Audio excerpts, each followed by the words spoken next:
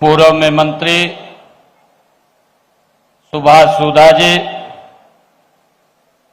जय भगवान शर्मा जी, सुभाष कलसाना जी, जिला के हमारे अध्यक्ष तेजेंद्र गोल्डी जी, कैथल के हमारी जिलाध्यक्षा श्रीमती ज्योति सैनी जी, सरस्वती बोर्ड के हमारे वाइस चेयरमैन दोमन सिंह किरमत जी, पूर्व विधायक गोला कुलवंत बाजीगर जी, जिला परिषद की हमारी चेयरपर्सन श्रीमती कमलजीत कौर जी, भारत भूषण भारती जी और हमारे पीसीसीएफ वनीत गर्ग जी, पीसीसीएफ विवेक सक्सेना जी, हमारे मंडल के अध्यक्ष सुखवीर इशाक जी और उपस्थित 76वें वन महोत्सव के इस कार्यक्रम में सभी महानुभाव, हमारे बच्चे, युवा साथियों, आप सबको मैं राम राम कहता हूं, आप सबको प्रणाम करता हूं। मुझे खुशी है कि इस राज्य स्तरीय वन महोत्सव में आज हम यहां पर उपस्थित हमारे सभी अधिकारीगण, हमारे बुजुर्ग और भाई बहन भारी संख्या में उपस्थित हैं। आज इस स्योंसर जंगल में जो टारगेट रखा गया था कि लगभग आज 10,000 पौधारोपण यहां पर हो रहा है, जिससे कि इस वन महोत्सव को एक गति देने का काम हमारे अधिकारीगण कर रहे हैं। मेरे लिए बड़ी खुशी की बात है कि आज स्योंसर के इस पावन तीर्थ स्थल में आयोजित वन महोत्सव में आप सबके बीच में आने का मुझे अवसर मिला है। और ये जो वन महोत्सव है, ये तीसरा वन महोत्सव है। हमने सबसे पहले इसकी शुरुआत मोरनी से की। मोरनी में राज्य स्तरीय वन महोत्सव का कार्यक्रम आयोजित हुआ है और उसके बाद कालेश्वर में राज्य स्तरीय वन महोत्सव का कार्यक्रम आयोजित किया है और आज यहां स्योंसर में ये वन महोत्सव का राज्य स्तरीय कार्यक्रम का आयोजन हो रहा है। और इसी बीच में जो गुरुग्राम के हमारी शिवालिक की पहाड़ियां हैं, उन पहाड़ियों पर भी एक जंगल सफारी बनाने का निर्णय किया है। वहां पर भी पौधारोपण का कार्यक्रम हुआ है।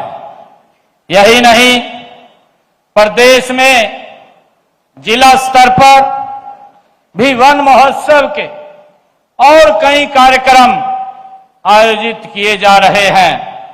इन कार्यक्रमों में हमारे स्थानीय लोग और स्कूलों के विद्यार्थी, कॉलेजों के विद्यार्थी बढ़ चढ़ करके भाग ले रहे हैं। यह महोत्सव केवल एक कार्यक्रम नहीं, बल्कि प्रकृति के प्रति हमारी कृतज्ञता है, हमारे दायित्व और आने वाली पीढ़ियों का खुशहाल भविष्य सुनिश्चित करने के लिए हमारे संकल्प का ये प्रतीक है। वन महोत्सव का सीधा अर्थ है कि वनों का उत्सव, प्रकृति का सम्मान और हरियाली का विस्तार। यह महोत्सव हमें याद दिलाता है कि हम पेड़ सिर्फ लकड़ी का स्रोत नहीं, बल्कि ये जीवन का आधार है। पेड़ों के बिना न तो स्वच्छ हवा मुमकिन है, न पर्याप्त वर्षा, न रही धरती पर जीवन की निरंतरता। साथियों, आज मुझे ये खुशी है कि आज मैंने यहां इस संवत्सर के इस पवित्र भूमि पर यहां सरस्वती आर्द्र भूमि जलाशय का शिलान्यास किया है। सरस्वती पादपम एवं जैव विविधता संरक्षण वाटिका का भी आज शिलान्यास हुआ है और सरस्वती जंगल सफारी का भी आज यहां शिलान्यास हुआ है। आज ही मैंने ऐसी पवित्र भूमि से त्रिफला पुस्तिका का भी विमोचन किया गया है। आयुर्वेद में त्रिफला को कायाकल्प करने वाली औषधि ये कहा गया है। मित्रों, मुझे खुशी है कि आज जलवायु परिवर्तन दुनिया की ये सबसे बड़ी पर्यावरणीय समस्याओं में से ये एक है। बेमौसम वर्षा का होना, गर्मी का अधिक होना हमें सबके लिए ये चिंता का एक बड़ा विषय है। इसका सबसे बड़ा कारण है कि वनों के अधीन क्षेत्र का घटना हम देखते हैं कि पिछले दिनों में लगातार पेड़ों की बेतहाशा जो कटाई हुई है और इससे हमारे सामने कई समस्याओं ने ये जन्म लिया है। और मुझे ये बताते हुए कि इस समस्या के निदान के लिए हमें प्रकृति से जुड़ना होगा। ये संकल्प हमें लेना होगा कि आज जो हमने इस संवत्सर जंगल में 10,000 पौधे ये लगाने का लक्ष्य यहां रखा है, इससे हमारी प्रकृति भी हरी भरी होगी। ये मेरे लिए बड़ी खुशी की बात है। और अधिक से अधिक पौधा रोपण ये हमें इसके साथ जुड़ करके करना होगा, ताकि हमारी प्रकृति का जो जलवायु परिवर्तन है, दुनिया की सबसे बड़ी ये पर्यावरणीय समस्या है, इससे निजात मिल सके। मुझे ये भी खुशी है कि हमारे देश तो सदियों से प्रकृति का ये पूजक भी रहा है। यहाँ पेड़ों को देवता के रूप में माना गया है। हम सब जानते हैं, ये हमारी संस्कृति में है। नदियों को मां का दर्जा दिया गया है और पहाड़ों को भगवान का स्वरूप ये समझा गया है। हमारे वेद, पुराण और उपनिषदों में भी कहा गया है, वृक्षो रक्ष्यते रक्ष्यतः, अर्थात जो वृक्ष की रक्षा करता है, वृक्ष उसकी रक्षा करते हैं। ये हमारे वेदों में कहा गया है। मित्रों, आज जब हम आधुनिकता की दौड़ में तेजी से आगे बढ़ रहे हैं, तो वन महोत्सव हमें इसी बात की ये याद दिलाता है कि विकास की अंधी दौड़ में हम प्रकृति का शोषण न करें, बल्कि उसके साथ मिलकर हमें रहना होगा।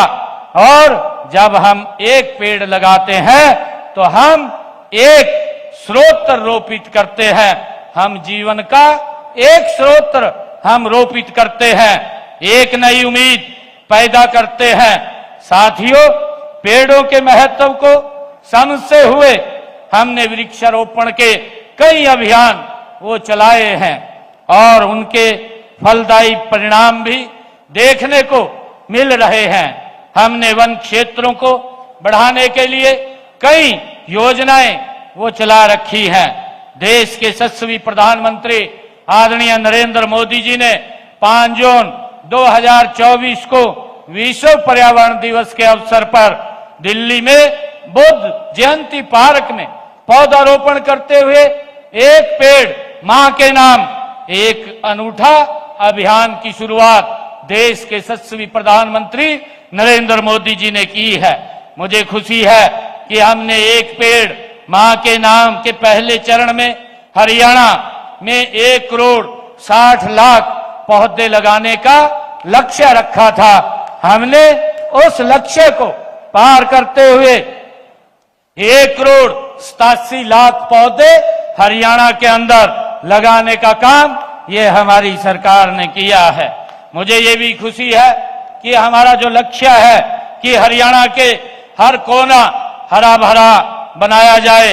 हम केवल पेड़ नहीं लगा रहे हैं, हम जीवन लगा रहे हैं। मुझे ये खुशी है हम हवा को शुद्ध करने वाले ये फिल्टर लगा रहे हैं। जो यह वातावरण इतना प्रदूषित हुआ है, इस वातावरण को शुद्ध करने का ये काम कर रहे हैं। हम उन जड़ों को मजबूत कर रहे हैं जो हमारी धरती को बांधकर ये रखते हैं और उसे बंजर नहीं होने देते हैं। हमने इस साल 5 जून को विश्व पर्यावरण दिवस के अवसर पर एक पेड़ मां के नाम दूसरे चरण की शुरुआत की है। मुझे खुशी है कि हमने दूसरे चरण की शुरुआत में ये लक्ष्य लिया है कि अब की बार हरियाणा प्रदेश के अंदर हम 2 करोड़ 10 लाख पौधे वो लगाए जाएंगे। और मुझे खुशी है ये जान करके कि हमने जब इसका शुभारंभ किया था, जब हमारी सरकार 2014 में ये हरियाणा के अंदर बनी थी, 2014 से लेकर के आज तक हमने निरंतर बिना रुके हरियाणा के अंदर 18 करोड़ पौधे हमने लगाए हैं। हमने शहरी वानिकी को बढ़ावा देने के लिए भी विशेष योजनाएं ये शुरू की है ताकि शहरों में भी हरियाली बढ़ाई जा सके। इसके साथ ही हमने अवैध कटाई को रोकने और वन्य जीवों के संरक्षण के लिए कड़े कदम भी हमारी सरकार ने उठाए हैं। वन विभाग को इस दिशा में और अधिक सक्रिय होने के निर्देश भी दिए गए हैं। हमने वनों और वन्य जीवों के प्रति समाज को संवेदनशील बनाने के लिए कलेश्वर में हमने जीप सफारी व बच्चों के स्टडी टूर आदि की व्यवस्था भी हमने वहां पर की है। हमने दक्षिणी हरियाणा, जिसका मैंने जिक्र किया है कि हरित अरावली कार्य योजना का भी मैंने पिछले दिनों दादरी के अंदर उसका शुभारंभ किया था। केंद्र व प्रदेश राज्य सरकारों द्वारा बनाई गई यह परियोजना अरावली पहाड़ियों के 4 राज्यों में ये केंद्र सरकार ने लागू की है, जिनमें हरियाणा भी शामिल है। मुझे खुशी है कि इन 4 राज्यों में जो 29 जिलों का इसमें चयन किया गया है, इनमें से 5 जिले हमारे हरियाणा प्रदेश के हैं। साथियों, मुझे खुशी है कि हमने ये बताते हुए अभी जिसके ऊपर हमारे अधिकारीगण ने भी चर्चा की है कि हमने हरियाणा प्रदेश के अंदर जो पेड़ों के संरक्षण और उनकी सुरक्षा के लिए हमारी सरकार कटिबद्ध है। हमने ये निर्णय लिया था कि 75 साल से अधिक आयु के वृक्षों के प्रति कृतज्ञता व्यक्त करते हुए हमने प्राण वायु देवता पेंशन की ये शुरुआत की थी। इस योजना के तहत जिन पेड़ों की आयु 75 साल से ज्यादा है, ऐसे हमारे पेड़ों के वृक्षों के रख रखाव के लिए हमने 3000 रुपए प्रति वर्ष पेंशन देने का भी ये पहली बार हरियाणा प्रदेश के अंदर ये प्रदान किया है। और मुझे खुशी है इस प्राण वायु देवता जो योजना का शुभारंभ हमने किया है, इस योजना के तहत हरियाणा प्रदेश के अंदर 3800 वृक्षों के संरक्षकों को जो उनकी देखरेख करते हैं, उनको देखते हैं, उनके खाते में हमने 1 करोड़ रुपया पहुंचाने की राशि का भी काम किया है। हमने यह सुनिश्चित करना होगा। मित्रों, हम सब जानते हैं कि हर साल लगाए गए पौधों की सुरक्षा की जाए। बड़ी खुशी है कि वन विभाग द्वारा लगाए गए पौधों के संरक्षण के लिए आधुनिक तकनीक का भी प्रयोग किया जा रहा है। पहले से लगे हुए और हर वर्ष होने वाले पौधारोपण की 5 वर्ष तक हुई उनकी ग्रोथ पर जियो टैगिंग के साथ वो नजर रखी जा रही है। ये मुझे खुशी है कि हमने पिछले दिनों ये बात कही थी कि जो भी पौधा हम लगाते हैं 5 वर्ष तक जब तक वो आत्मनिर्भर ना हो उसके ऊपर हमारी नजर रहे और जियो टैगिंग के माध्यम से जो भी पौधा लगता है उसके ऊपर हमारी नजर रहती है कि पौधे की ग्रोथ कैसे हो रही है, पौधा कहीं मुरझा तो नहीं गया, कहीं सूख तो नहीं गया, ताकि उसको ध्यान में रख करके उसको आगे बढ़ाने का काम इस जियो टैगिंग के माध्यम से हमारे विभाग के अधिकारी करते हैं। मुझे खुशी है कि हमने औषधीय पौधों के संरक्षण एवं संवर्धन के लिए विभिन्न जिलों में हर्बल पार्क विकसित किए हैं। मोरनी क्षेत्र में अंतर्राष्ट्रीय स्तर का औषधि वन स्थापित किया है। इसके अलावा जिलों में हमने ऑक्सीवन भी बनाए हैं। साथियों, मुझे खुशी है कि पेड़ लगाने व उनकी सुरक्षा का काम केवल सरकार के द्वारा नहीं किया जा सकता, यह हम सबका साझा सामूहिक दायित्व है। मैं सभी ग्राम पंचायतों, नगर पालिकाओं और सामाजिक संगठनों से भी यह अपील करता हूं कि वे वृक्षारोपण को एक जन आंदोलन बनाएं।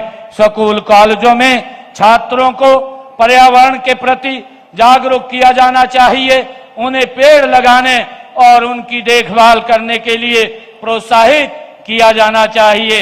हमें बच्चों को बचपन से ही प्रकृति के साथ जोड़ना होगा ताकि वे बड़े होकर के इसके महत्व को वो समझ सकें, ताकि प्रकृति के साथ हमारी आने वाली पीढ़ियां भी जुड़ सकें। मुझे विश्वास है कि हम सब मिलकर के एक ऐसा समाज बना सकते हैं जहां प्रकृति मनुष्य मिलकर रहे, जहां विकास और पर्यावरण संरक्षण साथ साथ रहे। हमें अपनी आने वाली पीढ़ियों के लिए एक स्वस्थ और हरा भरा भविष्य छोड़ करके हम जाएं। उन्हें स्वच्छ हवा, शुद्ध पानी, फलते फूलते जंगल विरासत में मिलने चाहिए। यह हमारा नैतिक दायित्व है।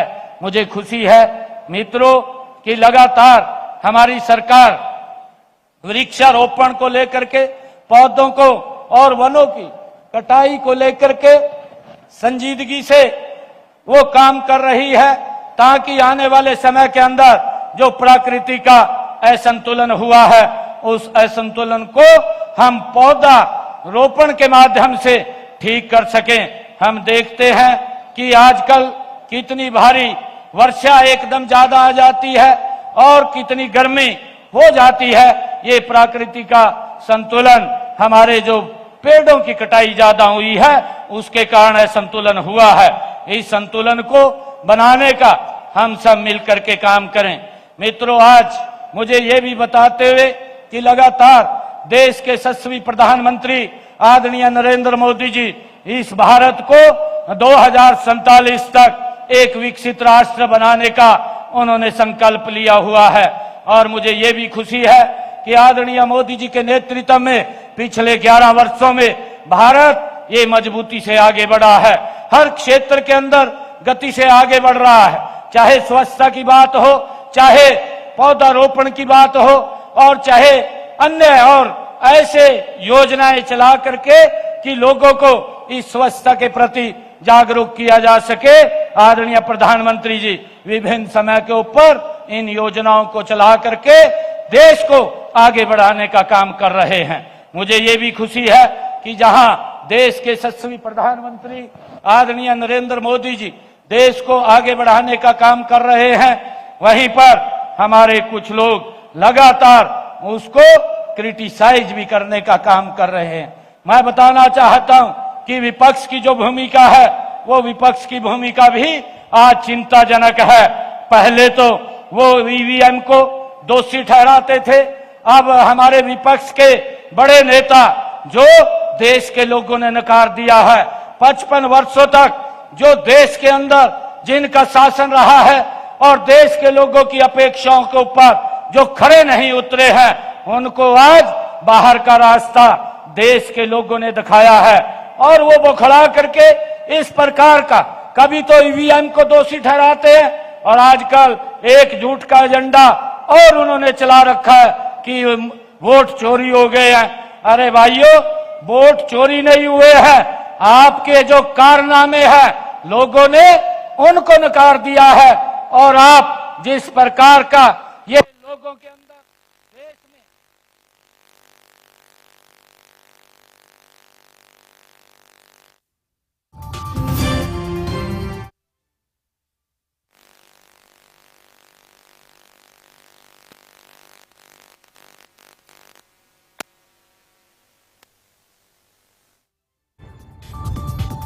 आपको बता दें, पिहोवा में ये कार्यक्रम चल रहा है। सीएम नायब सिंह सैनी की ओर से यहां पर तमाम बातें सामने रखी गई हैं। किस तरीके से पर्यावरण का संरक्षण किया जाए, किस तरीके से पर्यावरण को और बेहतर किया जाए।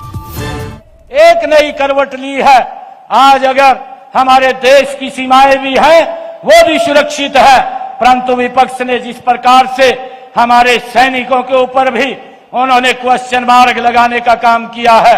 और अभी हमारे वायु सेना के चीफ मार्शल ने जो बयान दिया है और उन्होंने बताया है कि जो सिंदूर ऑपरेशन था, उस सिंदूर ऑपरेशन के अंदर पाकिस्तान के अंदर जिस प्रकार से जहां आतंकवादी जन्म लेते थे उसको मट्टी में मिलाने का काम किया और वहां के जो सरकार पाकिस्तान के जो जहाजों को नेस्तनाबूद करने का काम किया है, भाइयों उसके ऊपर भी उन्होंने क्वेश्चन उठाए हैं। ये दुर्भाग्यपूर्ण है, परंतु देश के लोग देख रहे हैं कि किस प्रकार का इनका रवैया है। परंतु आज मोदी जी के नेतृत्व में ये भारत गति से आगे बढ़ रहा है, चाहे वो स्वच्छता की बात हो, चाहे प्रगति की बात हो और चाहे एक पेड़ मां के नाम अभियान की बात हो। आदरणीय मोदी जी लगातार भारत को मजबूती से आगे बढ़ा रहे हैं। मुझे खुशी है कि मैं सभी उन स्वयंसेवकों और वन विभाग के सभी कर्मचारियों और नागरिकों का मैं दिल से धन्यवाद करना चाहूंगा, जिन्होंने इस वन महोत्सव को सफल बनाने में अपना योगदान दिया है। आप सभी का प्रयास ये सराहनीय है। मैं आप सबको बहुत बहुत बधाई और शुभकामनाएं देता हूं। आइए हम सब मिलकर के एक संकल्प लें और ये संकल्प लेकर के जाएंगे और हम अपने घर में, परिवार में, जहां भी हमारे किसी बुजुर्ग का या जन्मदिन है या उनका कोई दिवस है, बच्चे का जन्मदिन है, उसके ऊपर हम संकल्प लेकर के उनके नाम से एक पेड़ अवश्य लगाएं और उसका संरक्षण भी हम करें। हम ये संकल्प लेकर के जाएंगे कि ना काटेंगे पेड़। हम ये आज यहां से संकल्प लेकर के जाएं कि ना काटेंगे पेड़, ना कटने देंगे, हर खाली जमीन पर पौधे रोपेंगे, हरियाणा को हरा भरा हम मिलकर के बनाएंगे और आने वाली पीढ़ी को जीवन का तोहफा हम दे करके जाएंगे। बहुत बहुत धन्यवाद। जय हिंद, जय भारत, जय भारत मां।